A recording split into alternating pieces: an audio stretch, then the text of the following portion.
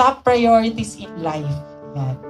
Paano ba ang isang mananampalataya is it's a biblical aligned and practical in practical order. Yan. Paano ba ang isang mananampalataya na dapat ito yung priority niya sa life? Ang isang tao daw, ayan, para siyang tayong nagbobotones. Ayan. Yung buhay natin para tayong isang tao na nagbobotones. Na kapag yung pagbobotones natin, di ba? Pag una yan, namali ka ng pagkabet sa umpisa at tinuloy-tuloy mo hanggang end, mali na yon. Di ba? Hindi siya magandang tingnan, mga kapatid.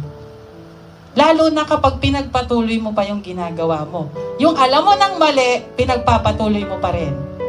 Amen? It is important to know your priorities in life.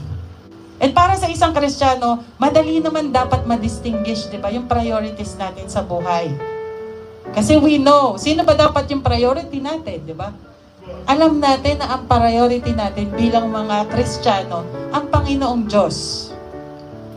Ang problema, mga kapatid, ang nagiging problem, sino yung number 2 mo, number 3, number 4? Make it a pattern of your life. Naunahin mo yung Panginoong Diyos. Pangalawa lang yung sarili mo, yung family mo, your calling mo, yung trabaho mo, yung community, at saka panghuli pa lang yung mission. Kasi mahirap mag-mission, mga kapatid. Mahirap ipakalat yung salita ng Panginoong Diyos kung ikaw mismo hindi ka equipped. Kung ikaw mismo distracted ka, wala ka sa focus. Kasi marami kang taong mamimit. Habang nagmi-mission ka, while you're doing the will of God sa buhay mo, marami kang ma-experience na problem. Kung hindi mo ipa-priority yung family mo, paano kung nag-aagaw buhay yung family mo? You're still doing the mission ba? Diba? Kasi sila yung unang priority mo eh. So, kaya kailangan maayos yung pattern natin, mga kapatid.